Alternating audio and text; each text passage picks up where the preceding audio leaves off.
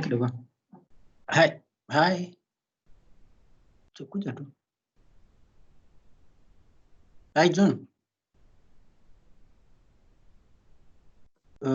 Michael.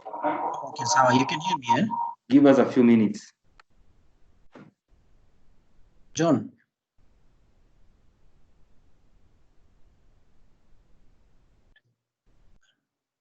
Hello.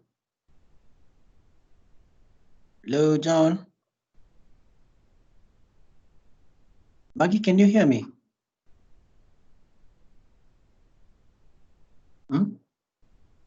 Ask Maggie whether she can hear me. Ask John whether he can hear me.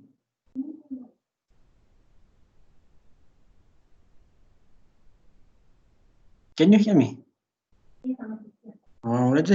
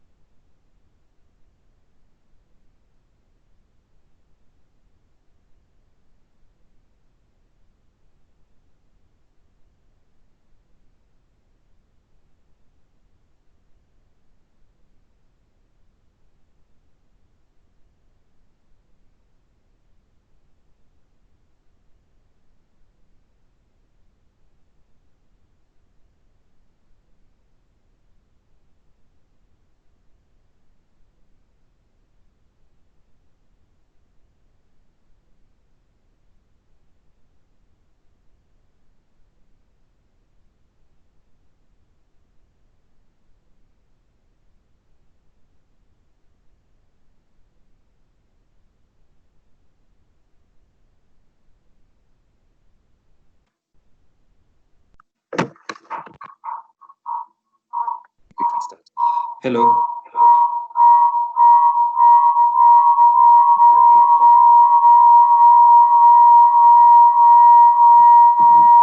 It's because we are the two of us here.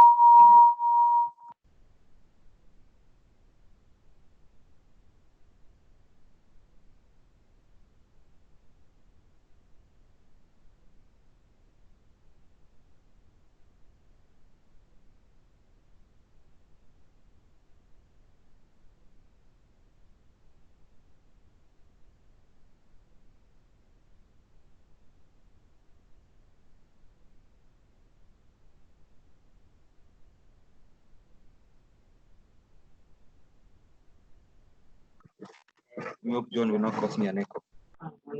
We can start now.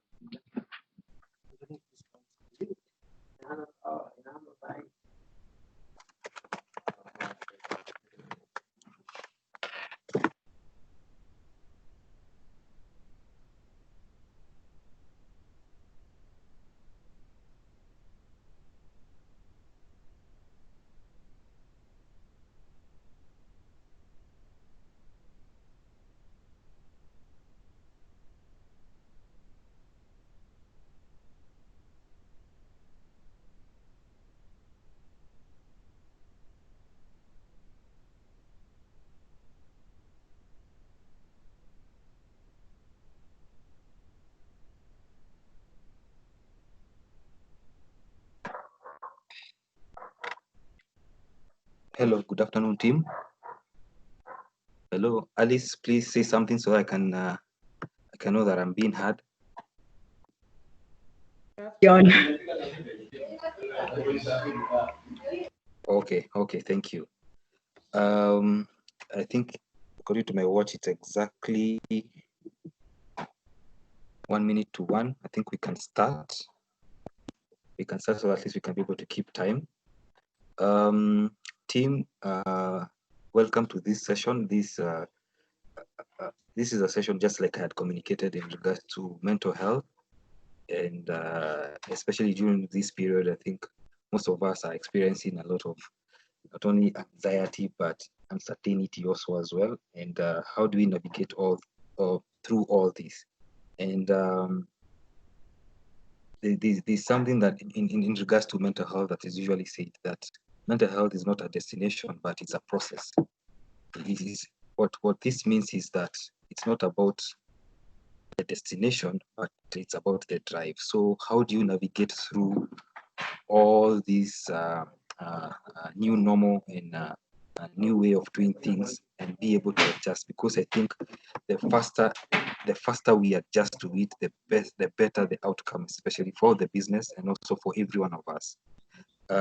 So I don't want to say a lot of things. I would like to invite Edda, the counseling psychologist, to be able to take us through the session. So Edda, can you hear me? I'd like to pass it back to you. Thank you, John. Good afternoon, participants. Good afternoon. Can you hear me? Yes, we can hear you, but I think you... All right. So, like John mentioned, thank you for this opportunity where we're just going to be looking at our mental health, especially during the COVID-19, and to look at how some of the measures or some of the interventions that we can adapt to help us to mitigate some of the challenges that may come with the COVID-19 pandemic. So my name is Ed. I work at the Mani Counseling Center and Training Institute, and I'll be taking you through the input. Please feel free to raise your hand. If you can raise your hand, I will be able to see it and I will respond. We'll be looking at this for the next at least 1 hour. All right. For the next 1 hour, and basically maybe to start us out, because time may not necessarily be on our side, we'll be looking at where we are at, but also to ask ourselves, what are we going to do to take care of our mental health? I know there's some challenges that do come with virtual training, may not be as interactive as I would have intended, but please bear with us. One, because of time, but also because of the virtual connection.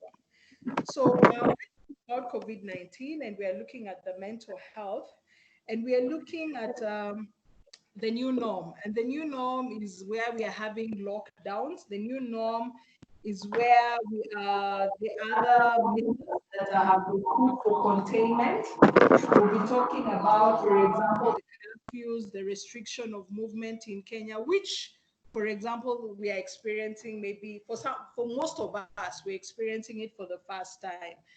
And all this is being done in a bid to be able to curb the pandemic. But I want to imagine that most of us, if not all of us, are experiencing some challenges, or most of us are with the new norm and with the change, then definitely then we are trying to adjust to the new norm, then that may come with some challenges. And we're talking about a rapidly changing situation. We're looking at, for example, the loss of the daily routine that we're used to. Thank God, with liaison, most of us are able still to work from the office. But we're also talking about being in isolation, and also the uncertainty. Uncertainty, would be looking at uncertainty we don't know about, how prevalent it is. Uncertainty because we do not know who is infected or who is affected. Uncertainty because we do not know about tomorrow, because it's not only a health crisis, but it is also having we're talking also about economic and also social crisis too. So I want to imagine in one or the other, we get affected by the whole pandemic. But we are also looking at what are some of the difficult emotions that we might be experiencing. And allow me to go fast to my slide so that I can be able to look at that. But maybe let me ask, because I can see some of the names here. Please, should I call your name? Let me just get a glimpse of where we are at. I can see Bernard. I can see Don Gobiro. I can see David Karani. Maybe let me sample with you. Just unmute your microphone and maybe share with me. Unmute your microphone and maybe share with me what are some of the emotions that you're experiencing, or what are some of the thoughts that you can relate with during this pandemic period. There's Bernard Tubey, there's David Gobiro, and David Karani. Please unmute your microphones if you can hear me.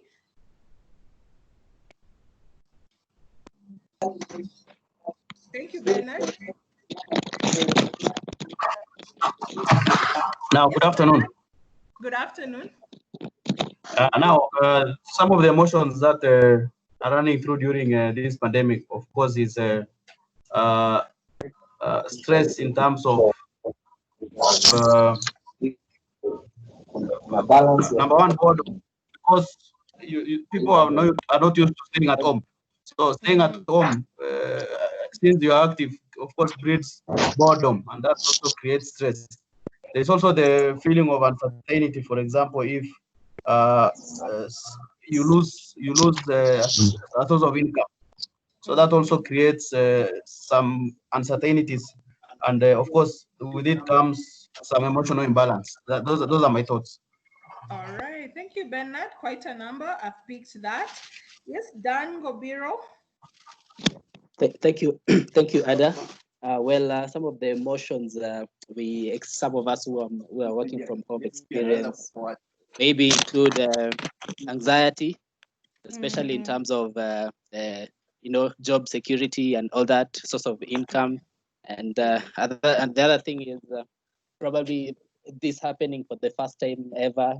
Maybe most of us weren't used to working from home, so there's been a lot of adjusting and all that. So it's really taking a lot of.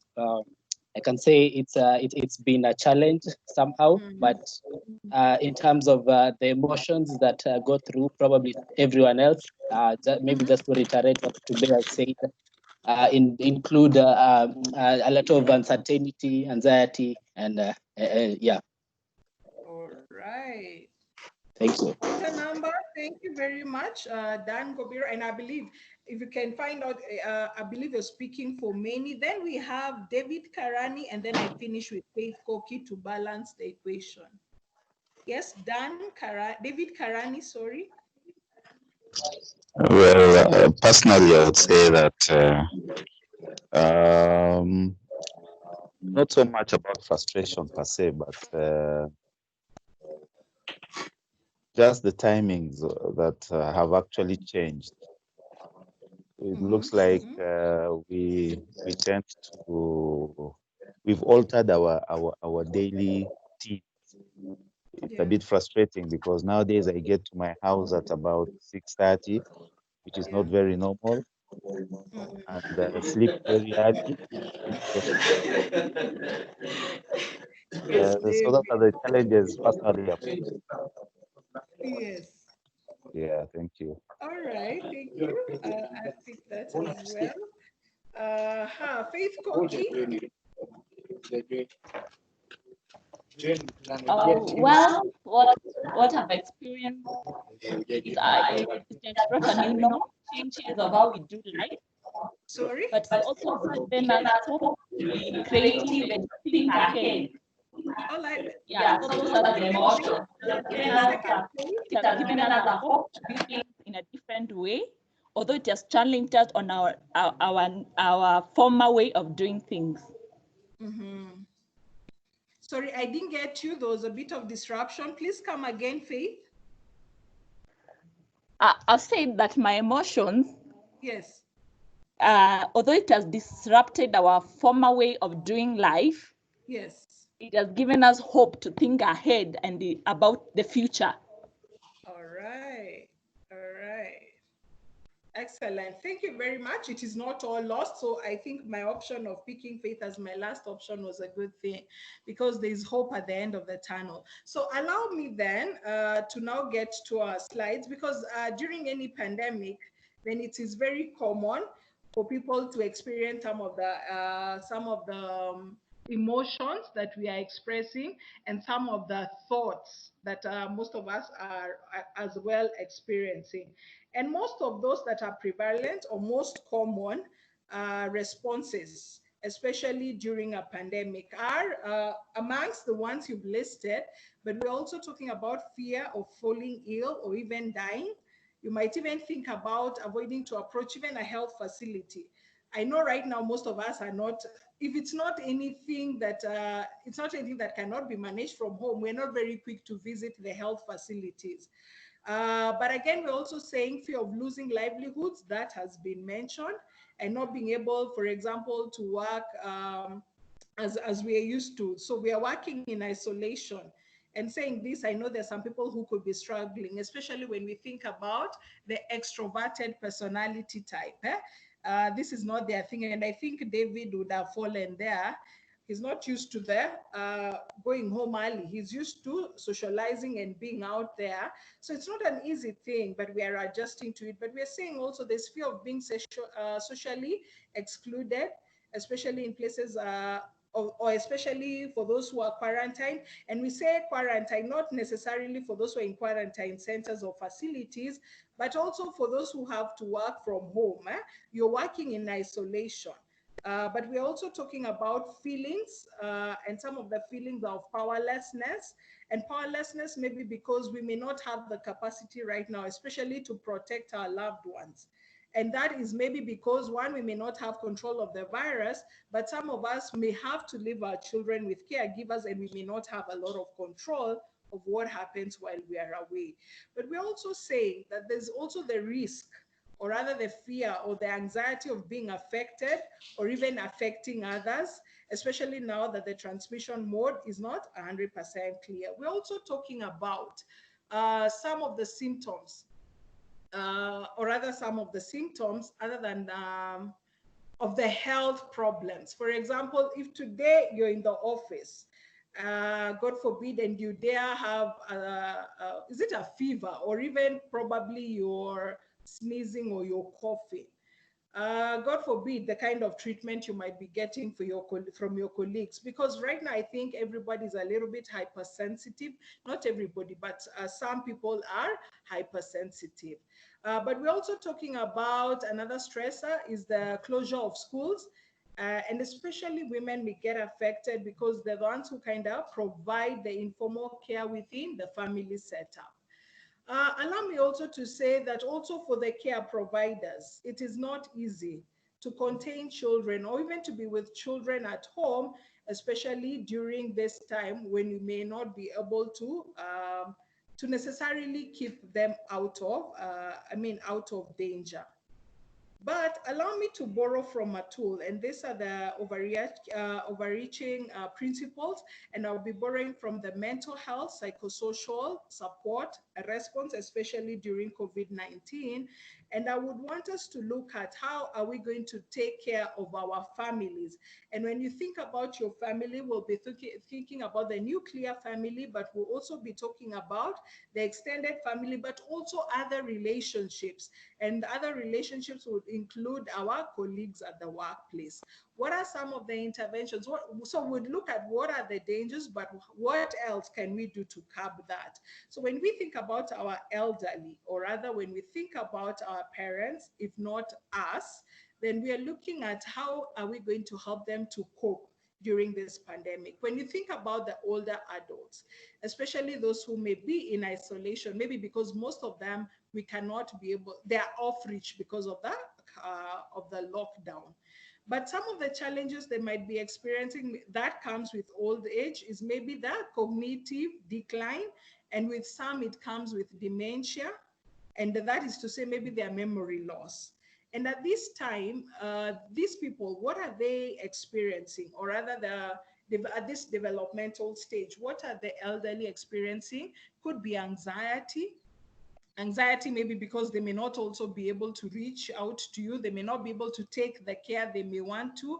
Anxiety because probably they are also feeling exposed, or probably because of lack of enough information. But we are also talking about anger. They might be angry, maybe because of the way things are being handled, maybe may not be to their expectation. Sometimes feeling agitated or even stressed. You may even find them withdrawing from others, and sometimes overly suspicious, what we're also calling the hypersensitivity. So we're also saying, given the COVID-19, that they're also vulnerable because, but also we are saying about what would also cause this is, just a second, what would also cause this is maybe because they also have a weak immune system. But what is it that we can do to help them during this particular time? Number one, we need to pay specific attention, and the attention the attention that we are giving our elderly is to help them with information. All right, and also not to leave them alone at this particular time, especially where it is possible. Even if it means we're going to request a relative or identify a support system, someone that they can identify, someone that they can relate with, or someone who's very significant in their life, so that they are not alone during this pandemic. But we're also saying that we are also going to be looking at out for their health, especially for those who have comorbid health conditions. So they have more than one condition. Then we're saying that probably one of the things that we're going to do is to make sure that the other conditions that may be pre-existing, they are also taken care of, and also listening to them regularly. This would be through other channels that we can use of communication. I believe with technology, one of the things that we can do is to keep a track and find out how they are doing. We want to provide emotional support through informal networks. And informal networks, we are looking at, for example, what we have, the videos, the Zoom, where we're able to relate and also view each other, but also to share facts about what is going on, because I know what is causing a lot of anxiety for some people is because there's a lot of information, an overload of information that is out there, and part of the information that is being shared might not necessarily be factual. So we want to share with them the simple facts, and because we are recognizing that probably their memory is not at the best, we want to keep repeating this information when we are dealing with our elderly. let's think a little bit about our children. Our children right now, we are looking at what could be some of the challenges that our children may be experiencing and how we can help them to respond. Our children might be experiencing some anxiety, as we can see there. Some are having sleepless nights, insomnia. Some are very tensed, as you can see from some of the image that I'm portraying there. So the tension, some of the tension, how it's portraying itself. They keep themselves locked in a corner. They don't want to leave their room and all. So these are some of the things that we would want to observe. They have become clingy, and probably this is not who your child was. So you may want to look out more. You may want to look out more for these people. But we're also looking at, there could also be feelings of anxiety. And most of the time, how it will present itself, you may find themselves all over. You might find themselves asking the same questions. You may find them, for example, pacing. You may find them, for example, repeating themselves a lot. But again, they may withdraw. Some will lock themselves up. Some will not talk a lot. And some, of course, we can notice have become very irritable or very angry. Anything small, you'll find they become the short fuse. They will actually shout, or they will raise their voice and express a bit of agitation. Some had even stopped with bedwetting, but right now you notice your child is probably has started all over again to bedwet. And maybe this is because of the anxiety that they might be experiencing, or even the frequent mood change that probably you've begun to experience with children, and more so with the adolescents. There's a lot of mood swings, especially when we are looking at adolescents. But what is it that we can do? That if, for example, in us supporting our children, if we are able to help them express and communicate their disturbing feelings, then we will be able to help our children. And maybe one of the entry points, especially when you're working with children, one of the entry points that we can use to be able to support our children is to find out what is it that they know. What is it that they are thinking about this particular COVID-19? What is it that they know? And I think from there, with the information you get, we are able to build from there. But I think some of the things that we need to talk about when we are talking to our children, we need to help them to know what the virus is. We need to help them to know how it spreads. But again, also to talk about what is it that the government has done, because this will give them a sense of control that actually there's something that is being done to mitigate. So these are some of the things that we may need to look out, or rather the things that we need to discuss with them. And again, as we talk to our children, we're also saying that every one of them, they are experiencing emotions differently. So we're going to work with different children depending on where, on our children, depending on where they are at, and helping them to express their emotions, depending again on their age. If we're talking about children below the age of 6, then probably we can use play or we can use art. But again, above that, I know their children have got cognition, then they're able to express themselves. But we're also saying sometimes engaging in creative activities such as playing or rather drawing can help them to process. Once they draw, then you need to connect with them and invite them to share with you what is it that they were expressing, either in the image they drew or through their play. So you'll be keenly observing that. But we're also saying, again, with our children, we're going to help them find positive ways to express any disturbing feelings such as anger or even sadness. And I'll be talking in my few slides, what are some of the things that we can do to be able to actually do that. Children need adults. But again, we're also saying that they need a sense of security. They need to feel loved. They need to feel accepted. And again, we need to give them a bit of attention. That way they'll feel secure and they'll be able to process better. Again, allow me to say that remember, children will often take the emotional cues from the important adults, from the significant people in their lives. So the way you respond to this pandemic is very crucial because we are giving them the cues and they tend to borrow a lot from what they are observing. So in essence, we're saying that we need to be able to process it to help our children to process it. Are you calm yourself? Are you able to manage, or are you able to be in charge of your emotions? Because if this is not the case, then you're sure we're going to be projecting this to our children. But again, that's why we're saying that we need to be able to manage our own emotions, remain calm, but also be able to listen to our children.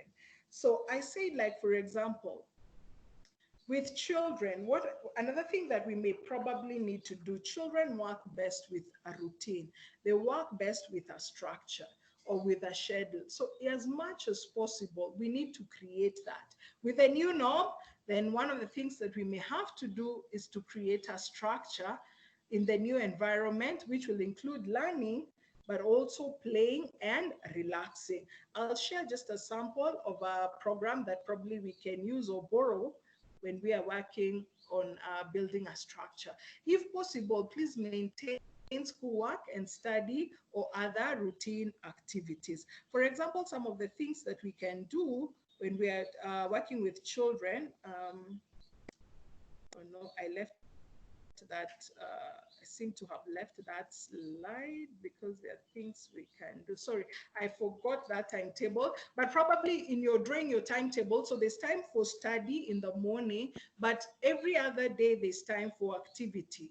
For example, some of the, I believe every family is unique and our values and our systems are different. So it depends. We customize based on our values and also where we are at as a family, but also our resourcefulness. So in as much as we are creating time for study, we are creating time for routine activities, we can decide on a Monday, probably we're going to do physical exercises. On Tuesday, we're going to get creative and we're going to encourage our children to create things and become more initiative. On a Wednesday, for example, you can decide it's a day that probably you want to focus on nutrition and you're going to teach them either skills of baking or cooking or maybe looking at health. You may decide a Thursday probably is your movie day, or probably it's your time to connect with children. So every other day we will maintain a structure for the children. But again, we're also saying on how we're going to reduce the risk of the infection is to stay safe, and we're going to observe all the measures that have been given to us. We are talking about sanitizing, we're talking about washing regularly, the physical distance that we're talking about. So we're going to keep maintaining safety, but again, we may need to demonstrate how is it that we're going to keep ourselves safe. So if we're talking about washing hands, we're actually going to demonstrate that. So we're not just talking, but we're also demonstrating. But we need to also avoid speculating, especially about rumors or unverified information, especially in front of the children. So part of what we want to share with our children is verified information. And I know they are all the authentic sources that are out there. There's quite a lot on Ministry of Health. There's quite a lot on World Health Organization. There's quite a lot from CDC, and Aga Khan Hospitals, Aga Khan University is also quite doing a lot. So when we are thinking about adults, and adults, we are thinking about ourselves as well. What is it that we can do also to take care of ourselves? And we're talking about a quarantine. And I say that quarantine doesn't necessarily mean you're in a facility, but probably maybe because you're working from home, or probably you may have to stay safe and keep home and remain home. So we are saying that during this period, then we need to be safe and keep all the channels of communication open to reduce especially loneliness and psychological association. So some of the activities that can support adults' well-being during this isolation. Some of the activities are right there, but allow me to pause before I share some of the activities that I have. I know every one of us, there are things like whenever you wake up or when you're taking care of your well-being, because when you think about a human being and a holistic being, we're not only talking about spirituality, we're not just talking about their psychological wellness, or rather their mental well-being, but we're also thinking about their spirituality, we're also thinking about their social, their economic status. But allow me to ask you, what is it that you do to take care of your mental well-being? Do we have a plan of taking care of our mental well-being? I know when you woke up this morning, you did not forget to brush your teeth. Did you know? Maybe because you're also taking care of your dental, maybe because of your dental care. But what is it that you usually do to take care of your mental well-being? Is there a plan that exists? Do we have a strategy or something that we have laid down that this is what I will do to take care of my mental well-being? Because the mental being is very critical. That is the mind that we are talking about. You and I know very well that that is our that our mind takes care of everything else. It facilitates us to do very many other things. But the question is, how stable is it? Are we taking care of our well-being? So one of the things that I will advocate for going forward, these are just examples, may not necessarily work for you. So my invitation to you is develop your own self-care plan. Develop your own. So I'll give you cues, but at the end of this all, then you may need to look at what is it that works for you so that you can be able to develop your self-care plan. So some of the activities would include probably physical exercise. Other activities would include the cognitive exercise. And cognitive exercise, there are quite several techniques that we can use, but maybe let me just use the simplest that all of us can be able to relate with. For example, when you think about the cognitive exercise, there are many thoughts that will cross our mind. And some of those are the ones we've expressed, thoughts and both feelings. Probably, what if I lose my job? Probably, how long will this last? Probably, what if a dear one has been has tested positive? I mean, there are all these fears and all this. So one of the things that we can do when we are getting overwhelmed or when we're experiencing a lot of anxiety, one of the techniques is the cognitive exercise, and one of the techniques is what we call the thought stopping. The thought stopping is basically taking charge of that particular thought. So for example, there are all these thoughts that are causing you a lot of anxiety, and you'll say, wait a minute, stop. Think and reflect, and you can begin to focus on other things, because we are in control of what goes through our mind. And allow me to borrow the words of Viktor Frankl.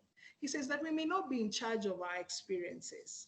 Whatever happens to us, we are not in control of experiences, but what we think, what we say, and what we do is in our control. And so one of the things we can do is to stop our disturbing thoughts or the distorted kind of thoughts. And you will say, stop, I'll not think along this line, and you can choose to think about something else. Very soon, I'll teach you something on what we also call the Apple technique, which we can use also to help our cognitive, to help our cognition or to help our thought processes. We can also use the relaxation exercises. There are quite a number. Counselors, if I had time, I would have tried one of us, but one of the exercises that we use, one of the exercises I love to use is what we call the imagery. And imagery is maybe because we decide to relax and we decide to choose something that helps us to relax. For every one of us is different. For some is motor racing, for some is cruising, for some is maybe a vacation, for some is maybe a nature walk in the forest. So it's to choose what is it that helps you to relax. And then we're going to take a journey and we're going to embark. It's going to help us to relax. And maybe one of the things that you can do, you can log in. I think I may leave some of the sites that probably you can look at, but even on YouTube, we have quite a lot that you can borrow from just to help you to relax. And those are the relaxation exercises. But we're also saying for some also is for reading, that those who are able to relax or who are able to contain the distress that comes with pandemic by reading books or even magazines, or for some, it's probably at this time that they're most creative, that they can write a proposal or work on a project that they always envisioned. For some, I think to help us is also to reduce the time that we are spending, especially on TV or even on a social media, especially where probably you feel it's causing you distress, or probably where you find you're getting anxious when the information that is being relayed when the information is being relayed. But again, we're also saying is to reduce the time that we are using listening to rumors or even some of the myths that are being shared, because they may not be factual. And if they're not factual, then what that will do, it's going to cause distress, or it's going to cause you to become hypersensitive, and with that, a lot of anxiety, and you may not be productive at that. So we're saying is to reduce on that, but also to search for factual information. And maybe we need to look at some of the reliable sources I talked about earlier. And maybe you know of some that I don't know as well. But also we're saying, if, for example, you've been looking for information, or you've been on social media every other time looking for information, you may want to reduce that and maybe look at that once a day or twice a day. And like every hour, you're out there looking, oh, what have they said about COVID? Oh, what is happening in UK? Oh, what? Reduce on that as well. But what about people who are working, especially the health workers or the frontline workers, or even employees like you and I? Some of the things that we may want to say, that what some of the triggers or some of the responses we are having. We're talking about stress, we're talking about frustration, I've had boredom, I've had also hopefulness that was shared, because right now that we're able to envision ahead. But there's also stress, which is an experience that many of us might also be experiencing. And when we think about stress, we want to say that it is normal, because it's an abnormal situation. It's normal for you to be distressed. And sometimes you may feel like you're not doing quite enough, or rather you're not as productive as you are, or probably the high demand. There's so much that is also expected, and yet you're not at your best. You're not functioning at your best. And that there's also pressure maybe from maybe deadlines and all, and that of course may cause stress. But also there might also be stigma, maybe here not. I know I received a call, and one of the challenges was maybe someone who's been through isolation, or rather who had tested positive, has gone back home, and the entire building or where you're living, they all advocate that you leave the premise, because of course you're going to expose them. So there's quite a bit of stigma that is also coming along. But even as workers at the workplace, I know right now, if you're not fearing being affected, you're also fearing you don't want to infect, because we are not quite sure where we are at, especially with the curve going up. But we're also talking about one of the things that we can do is to remain connected with our loved ones through the methods that we are having, the digital methods. But also, especially like at the workplace, one of the things that we can do is to turn to our colleagues for support. We are not all there, and it does not hurt if you find yourself struggling to seek out for support and tell them what you might be struggling with. It might be a colleague, it might be a line manager, it might be someone that you're able to trust. Do not die alone. Please share. I like to borrow the words of Aaron Beck. He tells us that usually the challenges that we go through, or rather the issues or the problems of life, they usually do not go away. They do not go away on their own. Usually they are worked through. And if they are not worked through, they will become a hindrance. And that is why we are seeking to mitigate right now, because even we don't deal with it right now, even after COVID, you may find yourself struggling with some of the challenges, or the challenges of the stresses that has not been contained. Others, we are looking at chronic stress, especially at the workplace, which can easily affect your mental well-being and affect even the way that can even affect you even post COVID.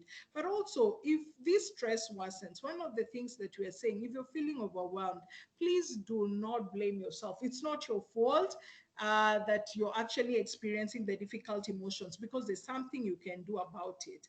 Everyone experiences stress and copes with it differently. Let me look at some of the techniques or some of the helpful strategies that can help us. Number one, we're saying the first thing is to be able to take care of some of our basic needs. And of course, we're looking at, for example, ensuring that you have food, you have some shelter, and of course, you're able to clothe and able to find yourself to the office. Please do ensure you have enough rest. Please ensure that you're able to eat healthy. Please engage in physical activities. And remember, we are saying every one of us will develop their own self-care plan, because for every one of us, it works very differently. So for physical health, we've talked about the nutrition, we've talked about enough sleep, we've talked about exercise, we've talked about taking deep breath, taking the breathing exercise. We've also talked about avoiding destructive behaviors, which may include alcohol, but we're also saying spending time outside, such as walking in the park. But for mental health, what is it that we can do? Is to maintain a routine. If, for example, you're working from home or you're in isolation, please do ensure that you have a working routine, but please also focus on things that you can control. What is it that you can control? For example, we're able to stay home, we're able to maybe work from home, we're able to sanitize, we're able to wear our masks, we're able to wash our hands. That is what you can do. What you cannot do is not, what is beyond you is what will cause the distress. But we're saying, please focus on the things that you're able to do for yourself. But also, please use technology to maintain social connections. You and I are social beings, and it is the connectedness that brings us together. So we're going to use our different senses. We're going to use touch. We're going to use our smell. We're going to use the channels that are there for us to be able to communicate. But also, we are saying focus also on your thought processes. What are some of the things that you are allowing to go through your mind? For some, listen, and also listen to music, read books, consume reliable news and sources of information, but also lean on your personal beliefs and faith. For some, I think where they're able to get their strength, or where they're able to feel in charge and to contain the distresses they may be coming, is by simply reaching out to a supreme being, simply reaching and connecting out to their maker or to their sovereign being. And so that is one of the things that can help us to connect, but also look for ways to help your community. If not the community, you can reach out to your colleague in the office. You can reach out to that person who doesn't have anything to eat. You can donate your blood here and there. Do something for the community. As you reach out, it has a way of soothing you. It has a way of helping you to also feel fulfilled, but also acknowledge and appreciate what others are doing. Allow me to use the Apple technique. It's one of the ways that we can help in reducing anxiety, in reducing difficult emotions that we might experience during this pandemic period. When we think about the Apple technique, we're basically looking at acknowledging, pausing, pulling back, letting go, but also exploring. We want to acknowledge, yes, that there are uncertainties. We want to be able to acknowledge that, yes, there is a challenge ahead of us. We do not want to deny. We do not want to be in denial. All we are saying is we are paying attention to everything that is happening. And that's the best thing you can do for yourself. Do not just go avoidance style. Do not just live in ignorance. We are saying acknowledge, yes, this is what is happening. The pandemic here is with us. The pandemic here is with us. We are looking at 535 cases. We are looking at 23 deaths here. We're looking at the areas that, for example, are mostly affected. Yes, there's a problem at hand. We acknowledge that. But we also want to pause. And as we are pausing, what are we doing? We are taking time to reflect. Before we act on our thoughts, before we act on what we are acknowledging, we want to reflect. We want to make some meaning of this particular experience of this pandemic that we are encountering. And we are making a choice that we are not going to react to our thoughts. We want to first pause and think them through. But again, we're also saying we want to pull back.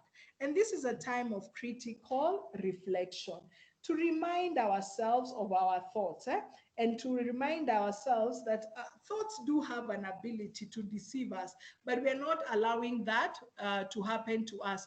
We are taking charge of our thoughts. If you discover that you are having irrational thoughts or your thoughts might be distorted, then we're saying it's a moment for you to be able to restructure and say something to yourself that is more constructive.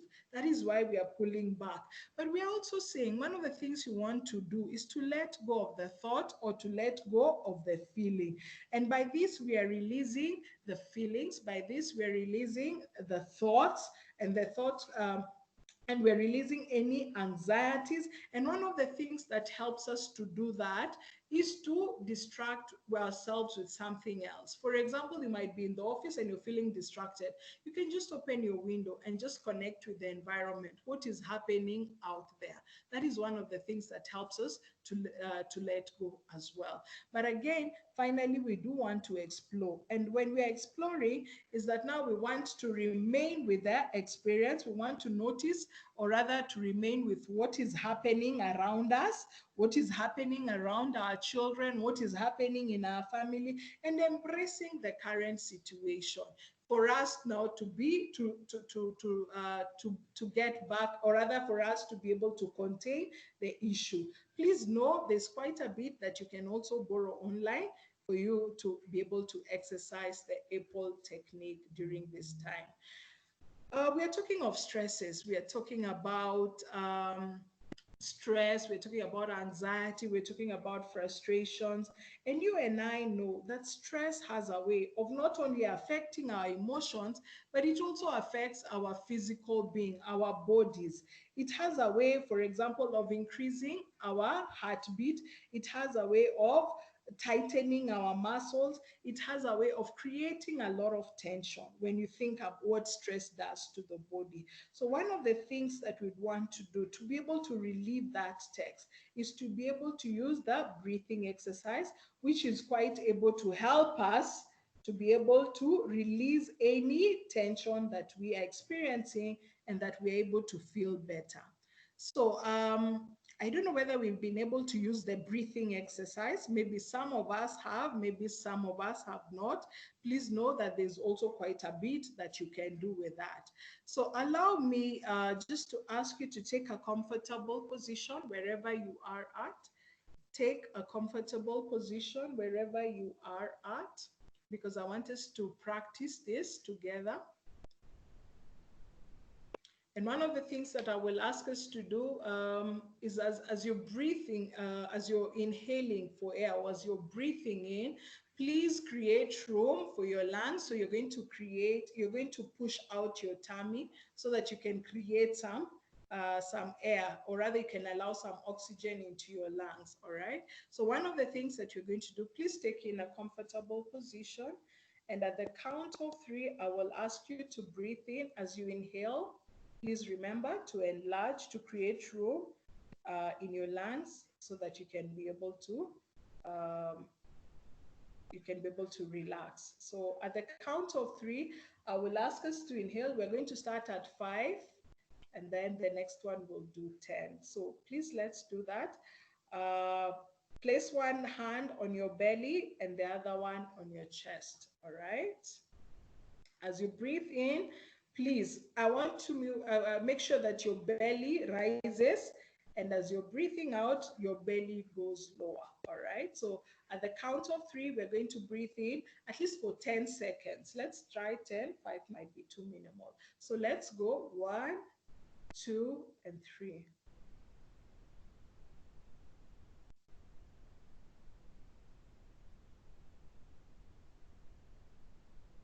All right, breathe out. And as you're breathing out, please do so slowly. Please do so slowly. All right, let's try this again. At the count of 3, we're going to do another 10 seconds. All right, 1, 2, and 3.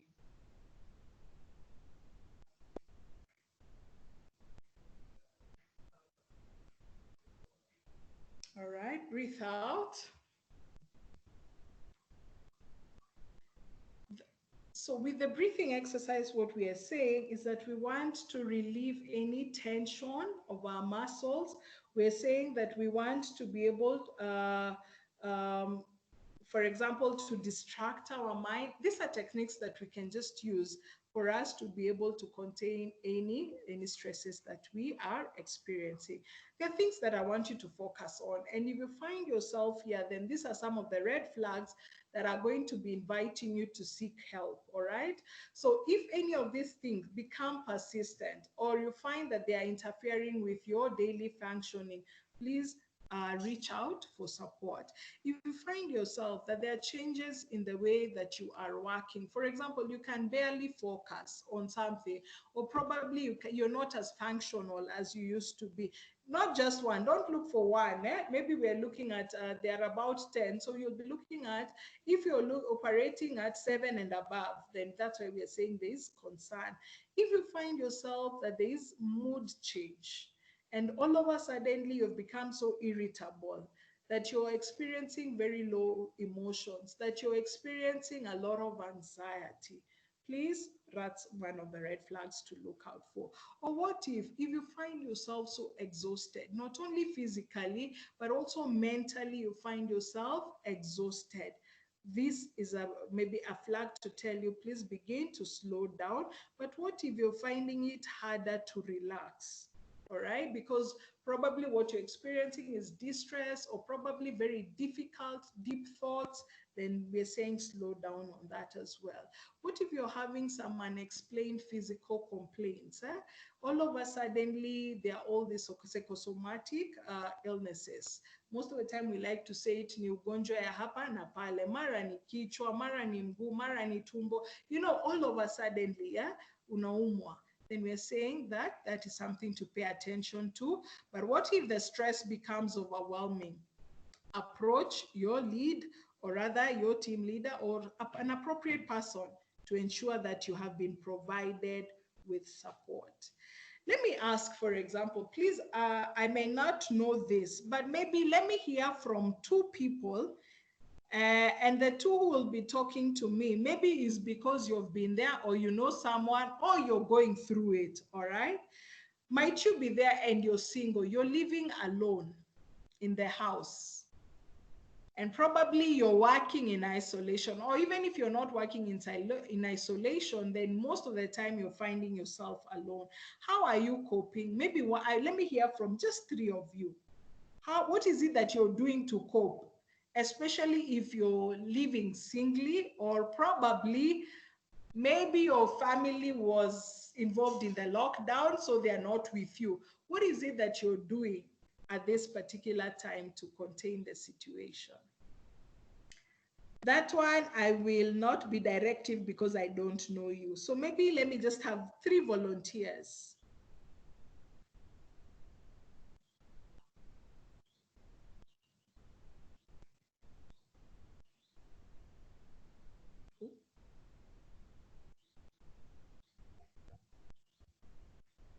Any volunteer? I'll volunteer. I'm Mendes from Rwanda office. Thank you. I'm staying alone in Rwanda. We've been on a lockdown for 7 weeks. My family is away. So I've been keeping myself busy. I wake up early at 5:30 or 6, and then I clean the house thoroughly every day. That's my source of exercise. And I've been doing the washing myself. And then 8 to 5, I'll be working. No TV, nothing, strictly work, calling clients.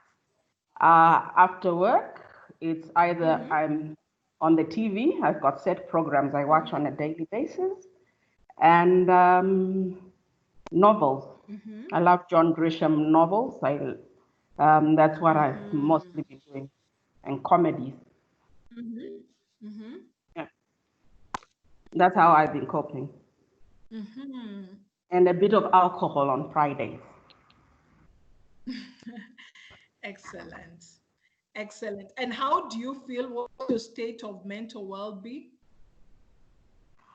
I'm still okay, but I was just thinking if the borders remain closed, I might just go crazy because during the 7 weeks, I've just been locked indoors. I've only got out of the compound once. At least we are now back to the office. But at that time, I actually said, I think I need to talk to someone that is not a client. I talked to my son and my husband and mother, but still I was feeling I needed human contact. So I was, but now that we're back to work, I think it's much better. Excellent. Thank you so much for sharing with us because it sounds you already have a clear self-care plan that you're using to take care of yourself. I do hear that challenge because, yes, we love the human contact. It is very crucial. It is important. But where it's not possible, I've had part of what you're doing is to use the electronics to be in touch with friends and family. Is there anyone else with anything different that they are doing? But maybe we can just build on that. Maybe that is just an example to tell you that, you know what, there are things that you can do to take care of yourself, all right? We've heard of routines, or rather a structure, structuring the day. We've heard of exercise. Please know that there's also therapy. Like, for example, I know Ministry of Health, and this is in partnership with AON Minet and also with Absa Bank. They're offering free counseling services. Please know you can reach out and you'll be able to talk to somebody on the other end. And I know the number that has been shared is the *202*04, and there's a therapist who will be waiting on the other line who can help you even to process some of the difficult emotions. So we're talking of structure, we're talking of exercise that you can do, you're talking about nutrition that you can do. We're also saying that this is the time that probably you can explore any stalled projects or probably goals that you had for yourself. We're also saying that you can also use a journal. You can have a journal whereby you jot down your experiences, where you jot down your difficulties. The journal can be a platform for you to be able to listen to what you're saying to yourself. All right. So through your journal, you can pick your thoughts. Through the journal, you can listen to what are some of the emotions that you are experiencing. And through the journal, you can begin to observe what have you started doing that you weren't doing? What behavior now have you adapted to? And part of what we do, counseling, is a matter of just processing. Anything that is processed will not hinder growth. Anything that is repressed, anything that is not worked on, what that does, it is pushed to unconscious mind and it begins to manifest in our lives in different ways. And most of the time, it's in unhealthy ways when you least expect it. So what we're advocating for, please have a journal, listen to yourself, process for yourself. But as you jot down, then you're able to hear and you're able to pick what is happening. All right, so we are talking about the journal for our single guys. To our team leaders, especially at the workplace, then we are saying One of the things that you can do is to make sure that the staff are protected. As I walked in, I have seen all the measures that are in place. Thank you very much for complying, but also you may want to continue supporting and monitoring your staff well-being. And maybe one of the things is to have a mental health checklist to be able to pick out for some of the telltale signs or red flags, but also foster an environment that is going to promote for staff well-being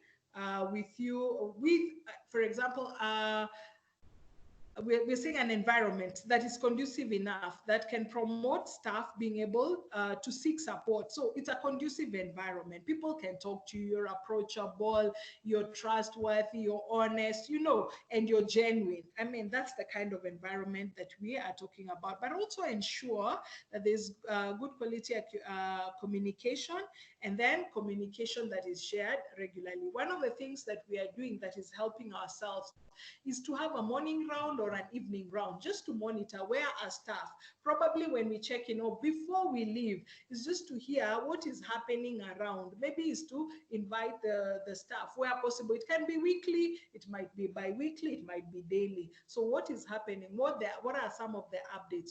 What is being done? Those are some of the things that we are saying that can foster a good working environment, but also help in mitigating worry about any uncertainties that might be.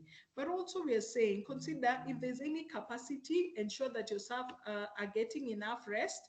But we're also saying, providing a brief and regular forum where workers can express their concerns, and maybe even also what we are doing today, just capacity building the staff. And this is without breaching any confidentiality.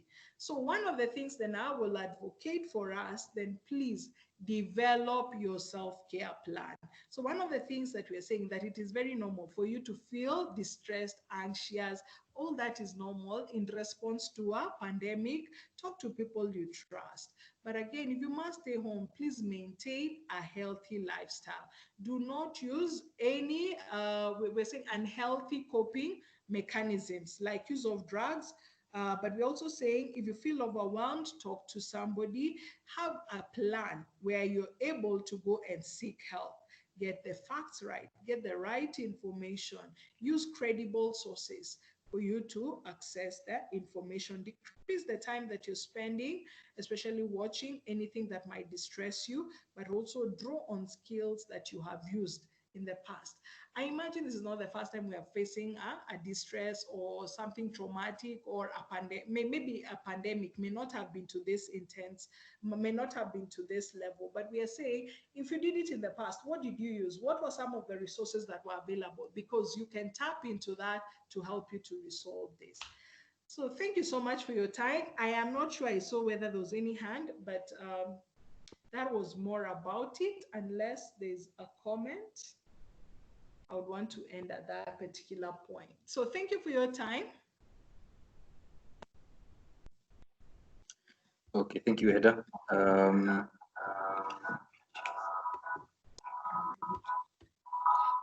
Thank you for taking us through that presentation. I know for all of us, we have different.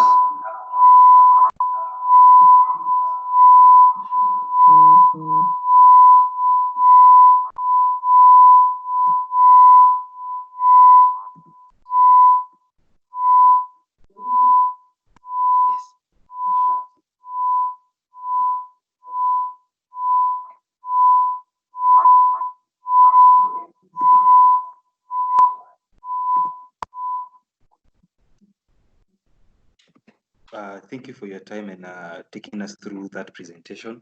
I know, team, it's a lot of information. Yes, this is usually a very long presentation, but we all can just take one or two things that we've actually gotten from there. And I think also working is also one of the ways of equally distracting yourself from overthinking and focusing on the issue, because the situation we are in right now, it's here to stay. It's not. I don't think it's going anywhere. And I think the sooner we accept, we will be able to move on, and we'll be able to work to be able to even focus even more. Thank you for your time.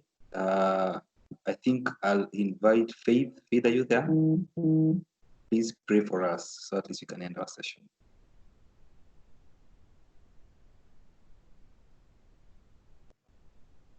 Okay, let's pray. Father, we thank you for the meeting we've had. We thank you for the insight and the information we've gotten.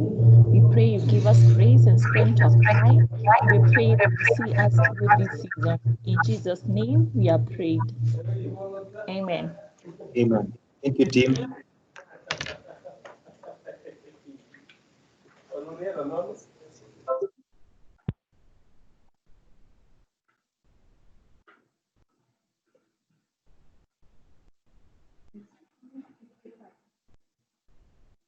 Yes, we are correct number.